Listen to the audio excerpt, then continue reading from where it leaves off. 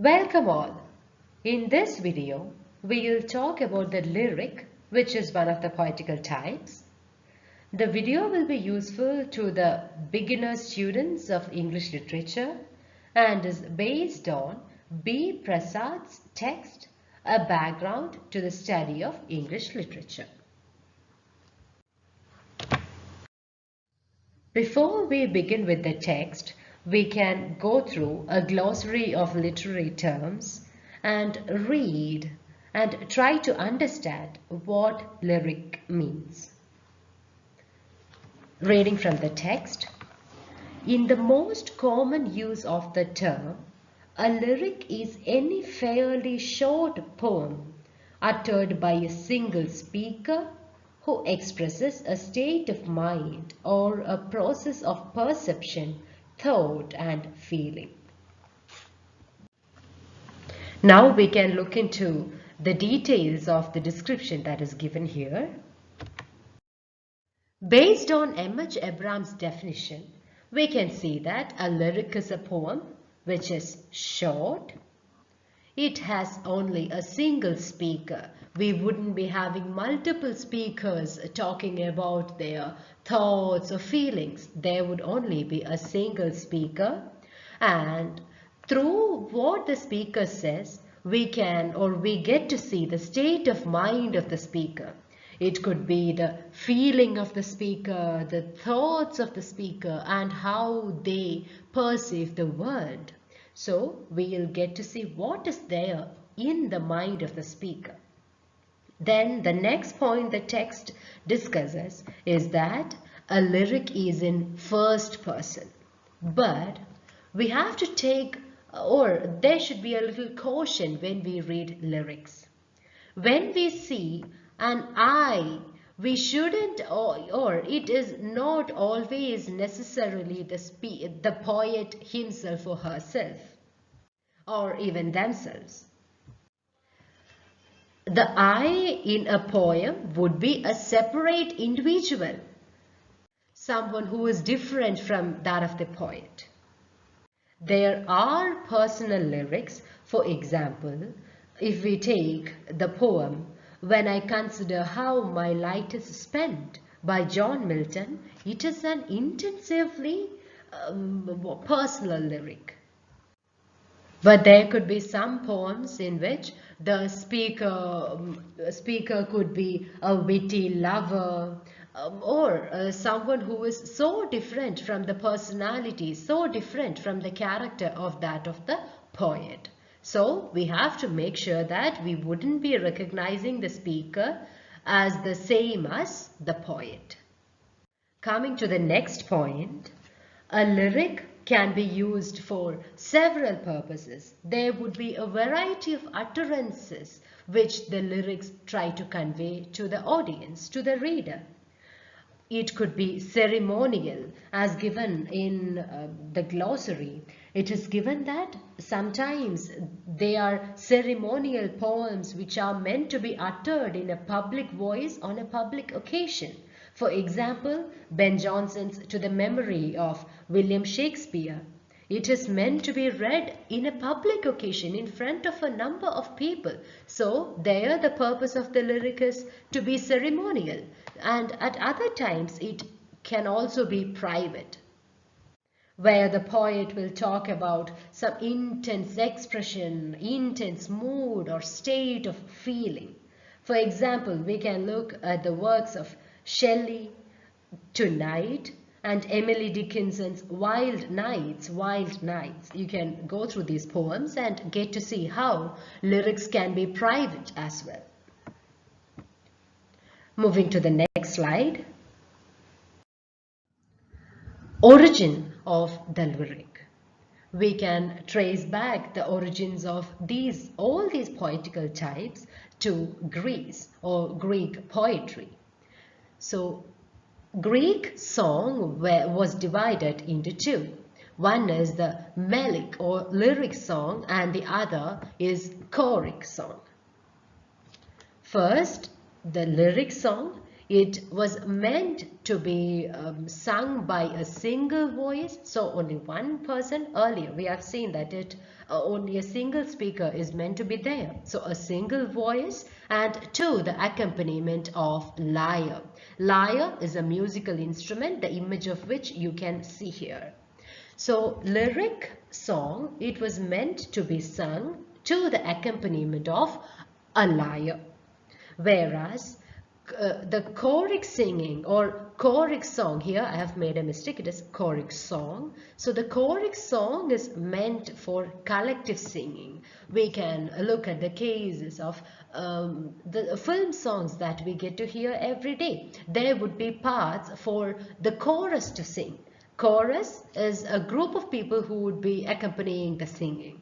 So choric song is for collective singing. There would be instrumental music and there would also be dance. So how are they both different? Lyric is to be sung by a single person, a single voice, whereas choric is for collective singing. Thus, lyric is an expression of a single emotion. A single person would be singing about a single emotion. Then it is a musical composition as well. It is for or it is to be sung, not for any other purposes. Thus, that musical quality should also be there in lyric. The next topic, the music in the lyric. In the earlier times, the subject matter of the lyric carried only less importance. What mattered the most was the singer's voice. It only mattered that the singer's voice would be able to give the right emotional effect. Is the voice suitable to elicit that emotion in the audience, in the reader? Then that was enough. But later, when it came to the period of the Elizabethan writers, poets, there were people with a treasure of vocabulary with them, and thus they wrote words with high musical quality. They could make the subject itself musical. They could make the words rhythmic. Thus, we had this verbal melody or musical quality in the words itself, in the lines itself. This made lyric be independent of the aid of a musical instrument. The lyric was not dependent on the musical instrument anymore. Earlier we have seen at the origin, at the time of the origin of lyric, we have seen that it was made to be sung in accompaniment of lyre. Lyre, the musical instrument, we have seen. But as the time passed by, expert writers came up, expert poets came up, and they have created word music which made lyric independent of any aid of a musical instrument. So now if we sing the lyric even without the help of a lyre or any other musical instrument, it would carry enough musical quality within itself. We can see that in the poems of Keats, Shelley, Tennyson, Swinburne, etc. Thus, the words themselves were rhythmic enough to produce music. We can see the poem of Alfred Lord Tennyson, The Splendor Falls. O hark, O hear, how thin and clear, and thinner, clearer, farther going. O sweet and far from cliff and scar, the horns of Elfland faintly blowing. So here we can see the musical quality of the lines, of the words. O hark, O hear, clear and thinner, clearer, farther. Then far and scar, everything. It itself has that rhythmic quality in that. So it doesn't have to depend anymore on a musical instrument. Thus in the text it is written, there is sufficient music in the words themselves. The words itself, or the word itself had that musical quality in them.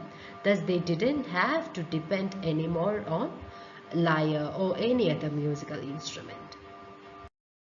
Moving to the subject matter of the lyric, we have already seen that a lyric would be quite brief, it will be short. Why is it so? Because that shortness, that brevity of lyric would be able to or should be able to convey the poet's. His here refer to the poet. So the poet's impression should be conveyed swiftly, so fast, memorably and musically. So there should be the quality of swiftness, there should be the quality of memory, that is emotion or feeling associated with it, and musical quality should also be there. Song, ode, sonnet, all of them belong to, or all of them are different forms of lyric. Then there would be a single thought. We have already seen that. A single speaker, a single thought, single feeling, single perception. And it is subjective in nature. Subjective, those who are familiar with the concept of subjective and objective poetry would be knowing. Subjective poetry means it talks about the poet's feelings and emotions, whereas objective, we can take the example of a news report. It is an objective write-up where the emotions or feelings of the writer wouldn't be playing a part. Whereas if we take an example of a diary entry, when we write diary, we will pour all our emotions there. Thus, diary would be subjective. Similarly, poems would be subjective. And here, lyric is also subjective in nature. So it is an example of subjective poetry. And it is intensely personal as well. If something is subjective, it definitely means that it is personal. Thus here, a lyric is intensely personal as well, because it expresses the poet's emotions. One cannot help being intensely personal. That is what written in the text. We have no other option than to be personal while writing poem or writing a lyric. Thus, this is about the subject matter of the lyric. Then coming to the structure of the lyric. The text says that there are three distinct parts for a lyric. There are three parts for a lyric. The first part, or each part, corresponds to each mood of the lyric or each mood of the poet. We know that there would only be a single mood that will be present throughout a lyric, but then let's see what is the difference between these three parts. The first part corresponds to the first stanza of a lyric. So we can take this as the first stanza. And here in the first stanza, it states generally, if we take an essay, the first paragraph is supposedly the introduction and the last paragraph should be the conclusion. And in middle, we'll have the body paragraphs. Similarly, the first stanza introduces or states the emotion or the subject which has set the poet's imagination working. So what had motivated the poet to write the lyric? What had made him or her or them to write, or what had set their imagination working? What had motivated them? That comes in the first stanza. Thus, the emotion or the subject would be coming there. What had caused the movement of thoughts, movement of feelings or emotions, that emotional movement, what had set that to work? That will be there in the first part of the lyric, that is in the first stanza of the lyric. Then, moving to the second stanza. The second stanza consists of the thoughts suggested by the emotion. In the first stanza, we have seen that there is an emotion that had set the feelings or set the poet's imagination to work, right?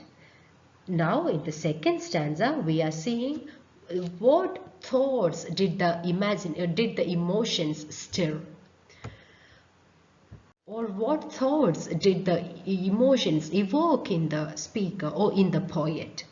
So by the time we have, or the poet had reached, or a poet is writing the second stanza, he would be at the height of his imagination, height of the intense of feeling, that intensity of the feeling that he was experiencing at that time. And there we can see that the poem or the lyric had reached its highest pitch of eloquence or passion. Usually when we write at the beginning, we might run short of words, run short of thoughts, but as we progress, we will feel that everything is pouring, outpouring of emotions, outpouring of thoughts would be there. So that is there in the second stanza. The second stanza is about the thoughts, and they are intense in nature.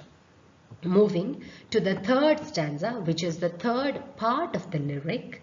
It marks the poet's return to the initial mood. The poet's return to the initial mood. The poet returns to the first emotion or the subject that had caused the movement of his imagination. So what happens here? Once we have done writing something, almost towards the end, we'll feel a sort of relief. We'll feel that we have vented out everything that we wanted to say. Similarly, reading from the text, the emotion which had stirred his mind and heart has found release in fitting words and images. So, the emotions have found proper words and images. Thus, that emotion is vented out. Thus, the closing part, the third part or the third stanza would often be a judgment or a summary, or the ending would be that of a parting smile or a sigh. So he is relieved, he is happy that he has written what he wanted to write. He has written his emotions, he has passed his thoughts and feelings onto a piece of paper. Thus, these are the three parts of a lyric. The first part talks about the emotion which had set him to write. The second part is about the thoughts which were stirred by the emotions, and then the third part is a return to the initial mood. It would often consist of a judgment, a summary, or a parting smile or sigh. You can take the example of Robert Herrick's poem, The Two Blossoms. Here it is there, and it has three stanzas which would well enough illustrate the point of the structure of the lyric. And this is the final part the text discusses, the lyric summed up. So here we can see all the aspects we have come across in the past minutes. A lyric is a short poem. We know that it is brief, it is short in length, and it carries only a single emotion, a single mood, a single thought. And it is a musical poem. We know importance of word. It gives importance to word music as well. Earlier, it was meant to be accompanied or meant to be sung to the accompaniment of a lyre. And later times, the word itself, the words itself, the lyrics itself carried that music, that rhythmic quality in them. Thus, they grew independent of any instrument. And then they are subjective in nature, intensely personal. Feelings, thoughts and emotions are there in the lyric, and there is a definite structure. We have seen the three-part structure of a lyric. First part or the first stanza is about the emotion. Second part or the second stanza is about the thoughts that were stirred by the emotion. And the third stanza is about the return or a return to the first part or the first emotion. I hope the video has given you a brief or basic understanding of the lyric. You can read and go through the examples that are cited in the video, and feel free to comment your queries down in the comment box. Thank you.